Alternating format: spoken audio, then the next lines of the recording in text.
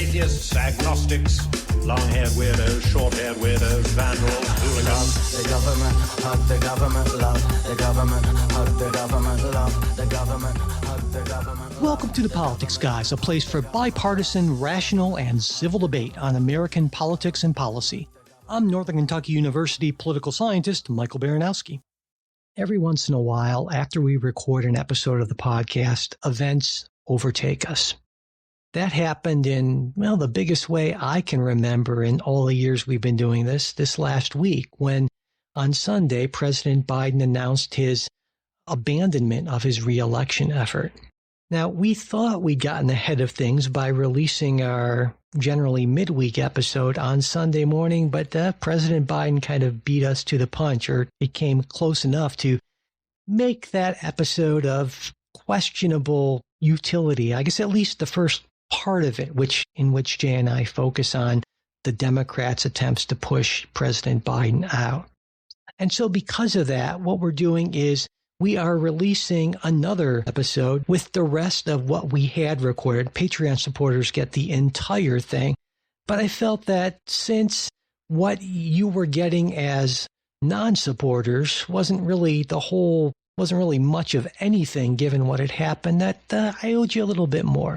And so with no further ado, and after I'm still trying to wrap my head around the whole Biden not running again, I was convinced he would be because I'm in sort of a Democratic doom loop, I guess. But in any case, I'm going to shut up and just let you listen to the rest of the midweek episode. Obviously, if you're a Trump supporter, you've got to feel pretty good right now.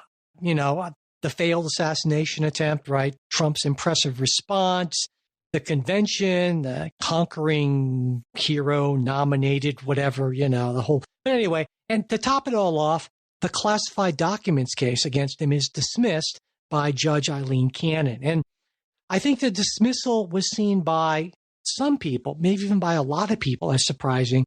But to me, at least, it wasn't exactly a shock. And in her order granting the motion to dismiss, Cannon writes, Special Counsel Smith's appointment violates the Appointments Clause of the United States Constitution.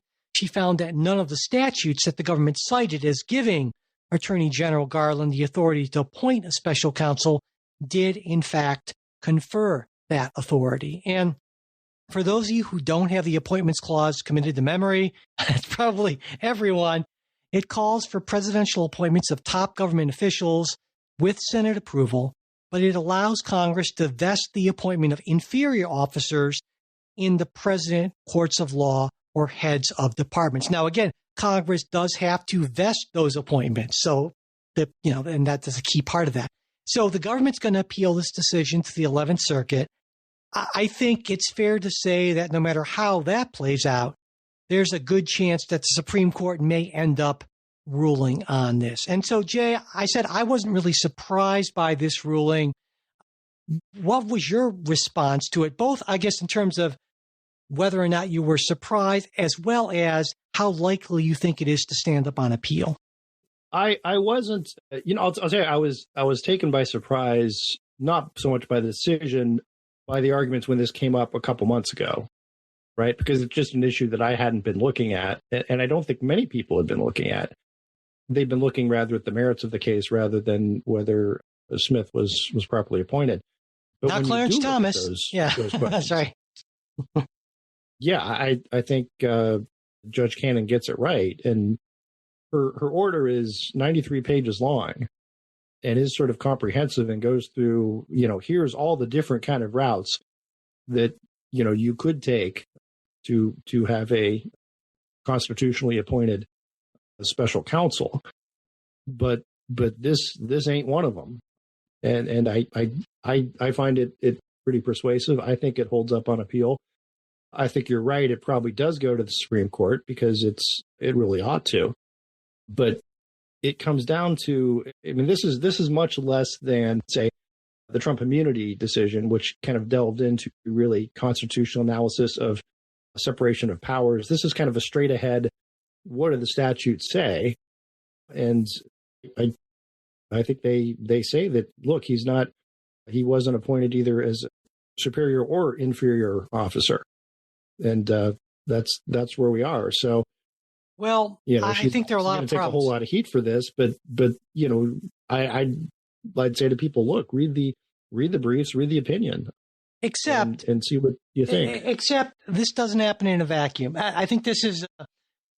I won't necessarily call it overreach. I'll say it's an extraordinarily bold opinion for a district court judge to reach, given the history of this. Because while this particular issue has never been ruled on, the fact that the Supreme Court has allowed these cases with various special counsels, there have been a number of them over the years, has heard these cases, implicitly says that yes, the special counsel, that there is this authority to do this. I mean, just right in the immunity case, the Supreme Court heard that case. Now, they couldn't have heard that case if they believed that the special counsel was not properly appointed. And only one justice clearly thought that was Justice Thomas, which, if you read Justice Thomas's concurrence, which was all on his own, no one else joined that, it seems like Judge Cannon read that and said, okay, let me just expand on this.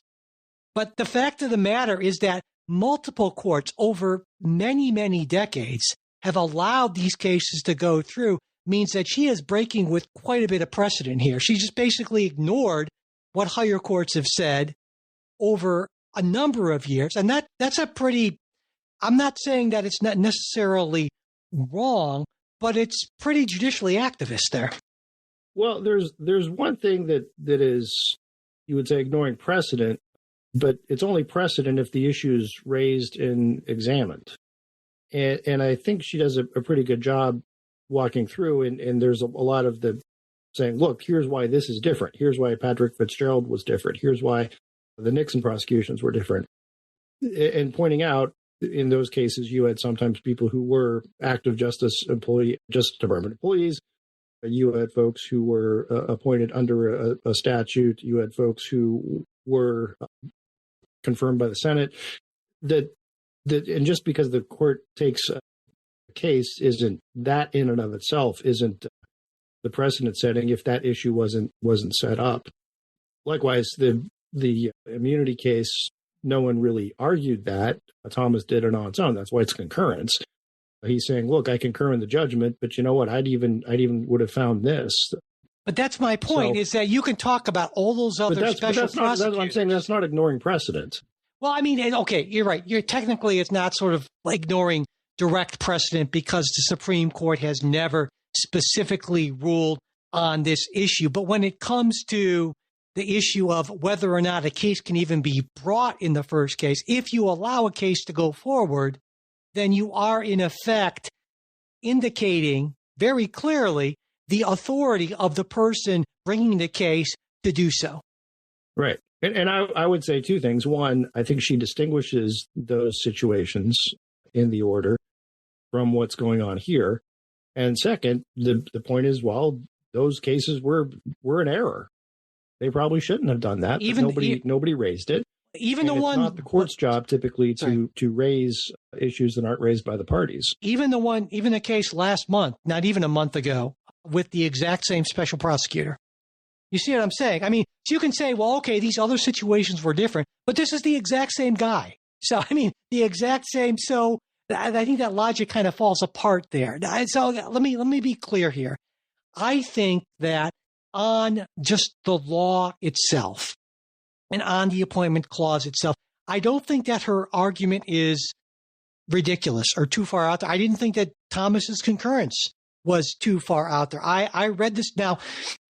The main, at least to me, the main source of where the Attorney General says the authority comes is part of the U.S. Code that says that the Attorney General has it's Title 28, Section 533, where the Attorney General may appoint officials to assist in to detect and prosecute crimes against the United States. And say, well, there you go. This is a crime against the United States. I'm doing that.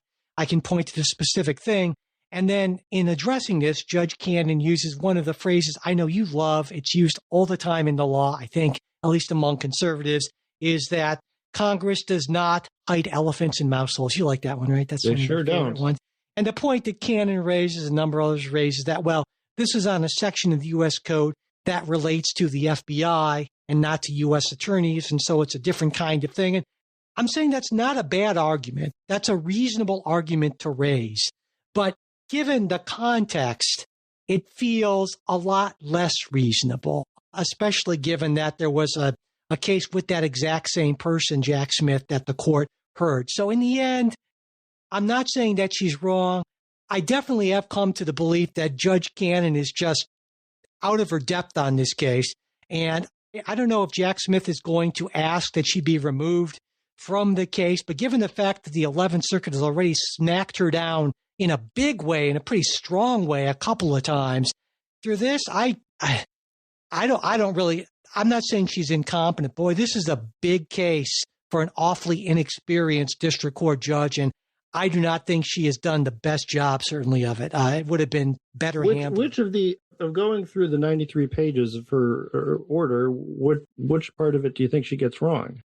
Well, again, I think you're missing my larger point if you didn't hear what I was just saying for the last 10 minutes. I think you can't just ignore the fact that the Supreme Court allowed a case to go forward with that same special prosecutor, Jack Smith. You can't just ignore that.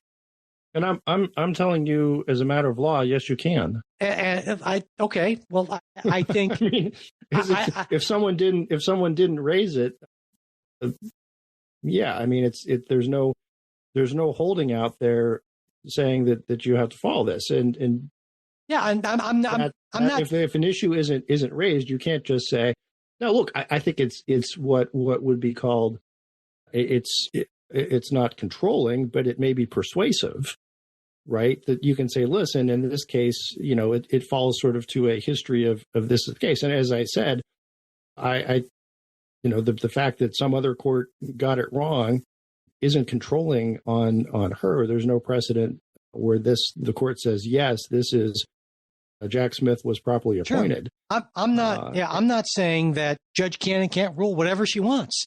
And certainly she's shown a willingness to do that and get smacked down. Why you think she's wrong? And I'm telling you, I don't. That's not a legal reason for being wrong.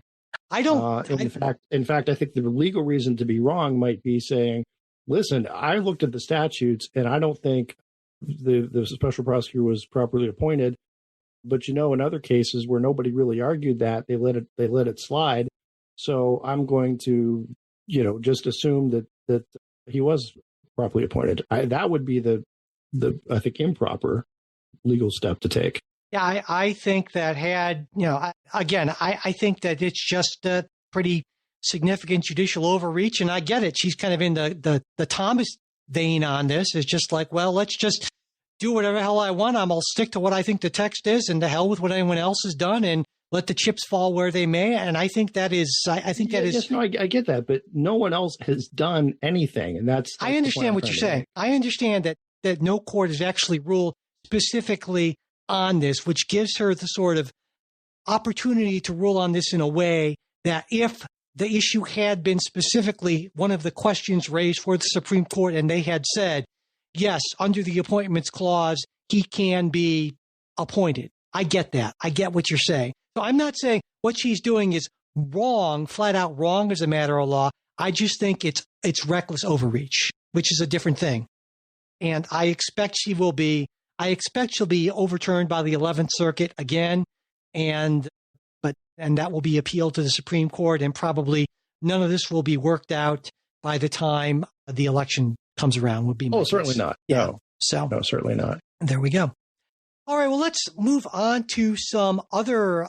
Well, before we move on, I will say one other thing on this is that I do think it would be better if we had a specific independent counsel statute. I think. No. We had that for quite a. I think it would be much worse. We had that for a while, but I'm saying it would be better than what we have now.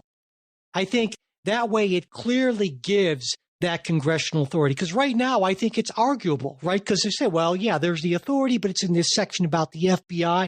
If Congress wants there to be these special counsels or independent counsels, whatever you want to call them, then I think Congress has an obligation to make that crystal clear through legislation, as they did up until 1999 when the independent counsel statute expired. And if they're not going to do that, then I think it would be better for the Department of Justice the Attorney General just to appoint a U.S. attorney to go ahead and do this, and they would be well within their rights there. Because honestly, now I would agree with you that they would have if it was just a U.S. attorney, they would be able to. And Smith might like to do that, and because really, well, go ahead. Could you say? Would you say that by not doing so, by allowing the independent counsel to expire, by not replacing it, Congress indicated its wish that the Attorney General not have that clear-cut power? I think that's not necessarily a bad argument, which is why, again, I think that this is not, to me, a clear-cut case of whether Garland could or could not have done this. And I would like clarity on this. And right now, we don't have that clarity. We'll get it, I think, when maybe the Supreme Court, if it does end up ruling on this, if it gets to that point, I think it's maybe even more likely that Donald Trump wins and this whole thing goes away, but we'll see how that works out. But in any case, I think that another point I would make is that I maybe would think it would be better for there to just not be an independent or special counsel at all, simply because we're at a point now where no one really believes in the independence of these independent counsels. And this hurts Democrats. Last week, I think it was, or maybe a couple of weeks ago, I made the argument from the Republican side of things, the conservative side of things, that conservatives feel like it would be good to have a lot more federal employees being able to serve at the will of the president, because the bureaucracy is basically, it's supposed to be this neutral thing, but it kind of ends up favoring Democrats because bureaucrats tend to be liberal, that sort of thing. Personnel is policy. I think you can make an exact, in fact, Ken has made the same argument about special counsels, is that Democrats almost always appoint Republicans as special counsels, and so do Republicans. And so, this way Democrats could just not have to go through that game, essentially, and you could just prosecute it like anything else, because no one really believes that anyone is independent anyway. And so just get rid of the whole thing. I think that's maybe a better way to go at this point.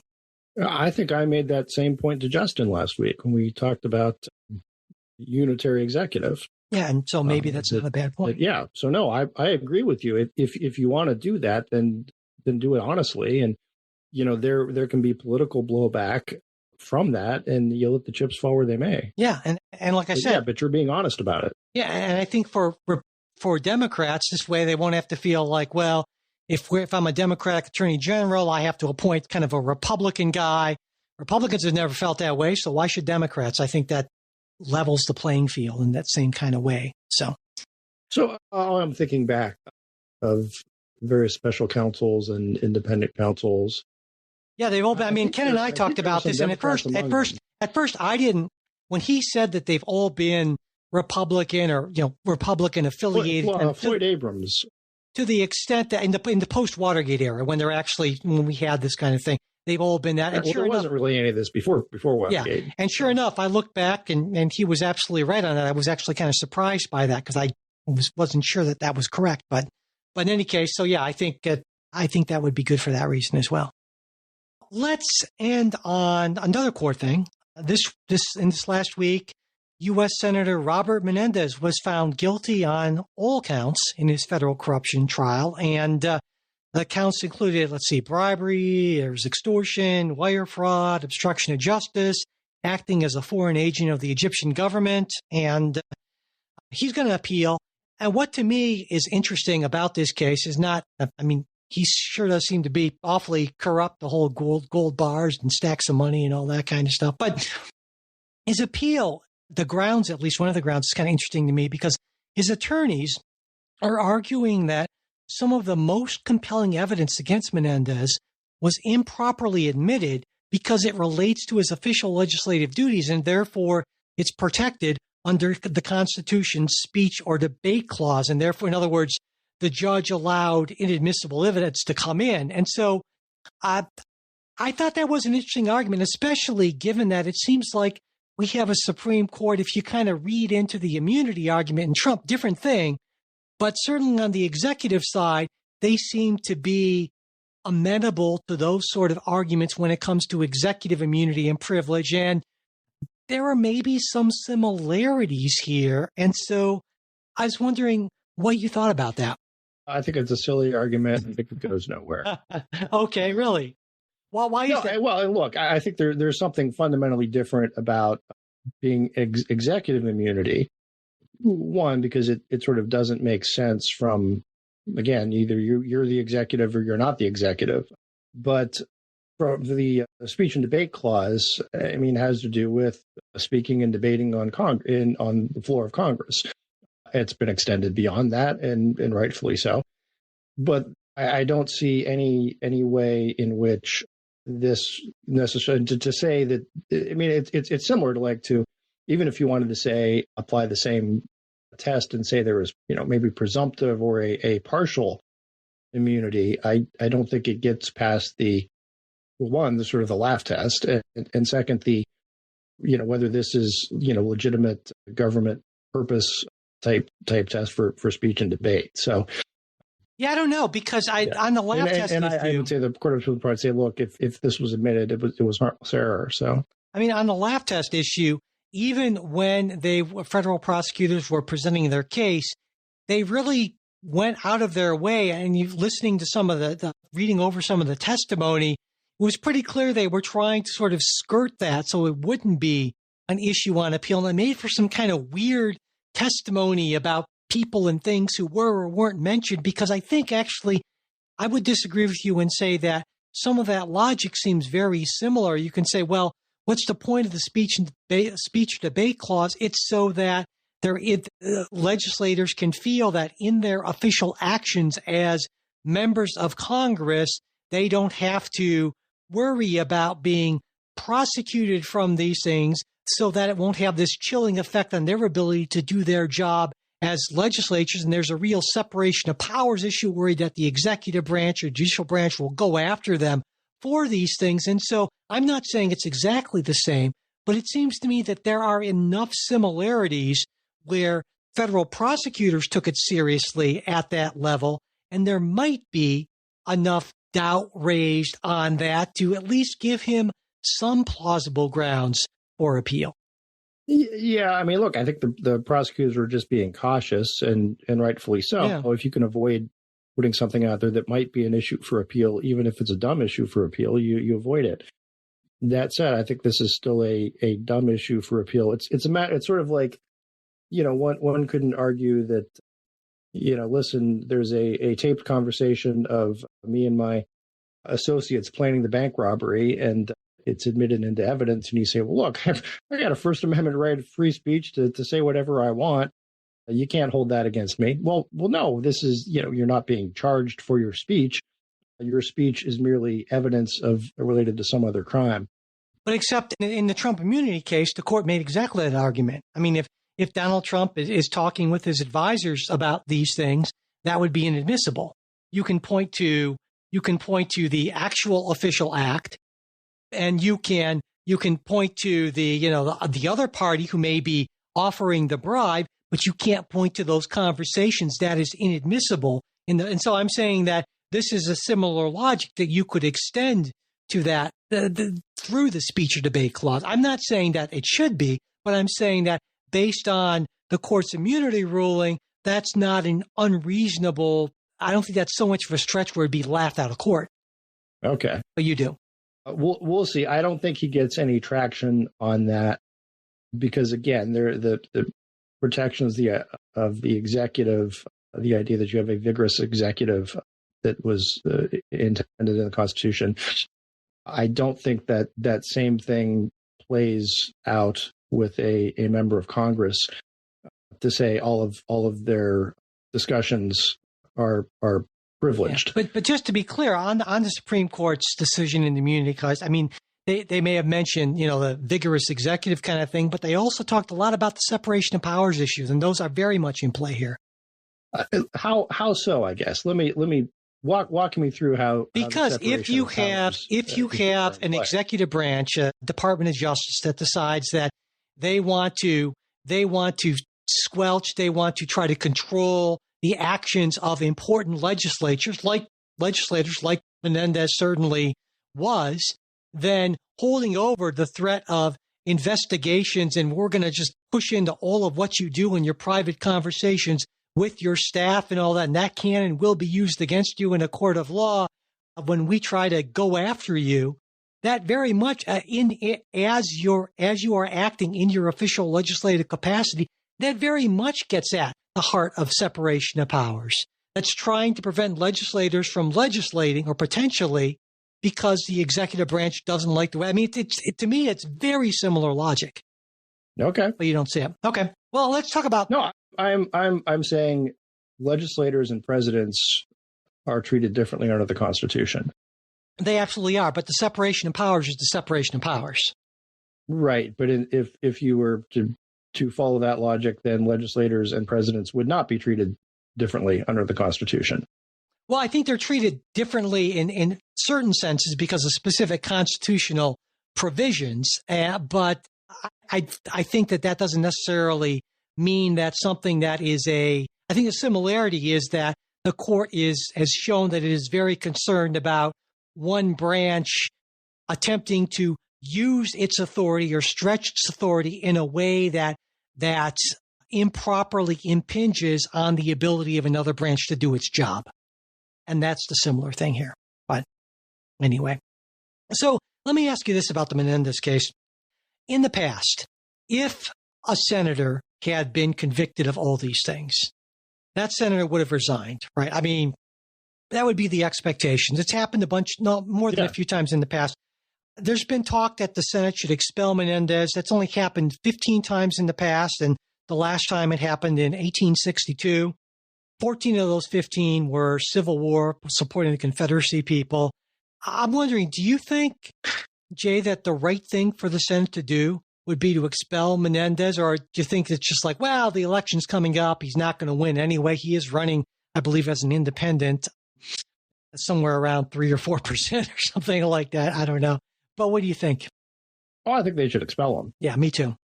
Not going to happen, I don't think. But yeah, no, and that's sort of saying something too of why not? Because to me that should be sort of political layup.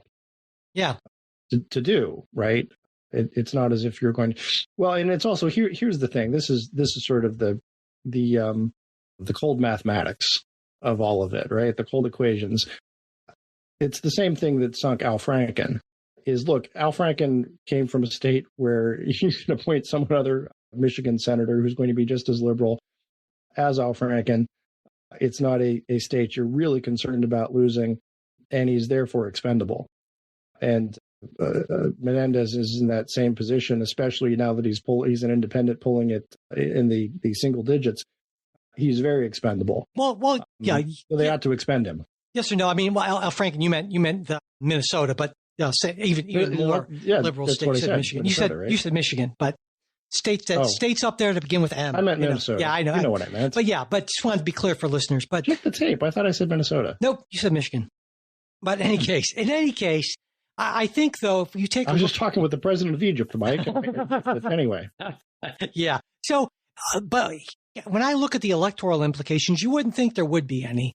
But if you look at where the race is right now, there aren't a ton of polls, but the guy who won the Democratic primary, Andrew Kim, he's running around, I think, 6 to 7 points ahead of the Republican. And Menendez is maybe around 3% or so. And it occurred to me that, well, let's say Biden stays in the race. There's this red wave election. It wouldn't be totally insane to say, could Republicans actually pick up a Senate seat in New Jersey, of all places? Wouldn't that be bizarre? I would say it's possible. I would say it's unlikely, but still possible. But I don't know how holding on to Menendez helps you with that. Yeah, I would say the opposite. You're better off jettisoning him just because of that possibility. Well, do you want him making a lot of noise and maybe making things potentially even worse? Or do you want him to kind of go out a little quietly? I don't know how much noise he's making at this point. He's not particularly angry at his fellow Democrats who are not, but you want him, you know what I'm saying? You want him to really try really hard to be a spoiler in a race that maybe is a little closer than you'd like it to be. I don't know. But if I'm a Republican, I'm going to run look at these crooked bastards. Yeah, yeah. They know he's a crook. They've known he's a crook for years. They could do the right thing and expel him, bring in new blood, but they won't because they stay loyal to their own, regardless of what they've done. You know, if Schumer had any integrity, he would throw him over the side. Yeah, I don't know how. I'd rather run that ad, right? Right. Yeah, I think that argument appeals more to Republicans than Democrats. So maybe in New Jersey it doesn't really matter that much because it is still. I mean, but I think it would appeal to some Democrats who would say, yeah, you know, maybe I support the Democratic platform, but I'm sick and tired of all these crooks. I don't want to have to feel bad about, you know, I'd like to see my party do something good, noble, and ethical and say, I'm throwing this guy over the side. Yeah, I see that. I guess also there's maybe the clubby nature of things is that, you know, yeah, we've known Bob for a long time and we really want to raise a ruckus and he's going to lose anyway. Just let him go quietly and then go off to prison. He's getting his comeuppance. Do we really need to, you know, right. do we really exactly the ad I'd run? But do we but also do we really want to give Republicans, because during an expulsion thing, do we really want to give Republicans a platform to really focus on Democratic corruption? Maybe not. Maybe not. Right. Maybe not. So, but again, I run the ad saying rather than do the right thing and denounce this corruption, they would rather still cover it up and wink and nod because Bob's their old buddy. Well, in any case, it is not going to happen. At least I would be stunned if it happened, but I'd also be stunned if Menendez, I think you're right, he ends up in prison, and that seems like a really good place for him. So there we go. All right. Well, that does it for us. If you are listening to this point, it means you're a supporter, and we couldn't do this without you. So thank you very much. We really do appreciate it. And as always, I want to send a special thanks to our wonderful executive producers. They are Bruce Johnson, Wilma Moreno, Daniel Toe, Ryan Beasley, and Don Oglesby. We'll be back with a new episode for you next week. We hope you join us.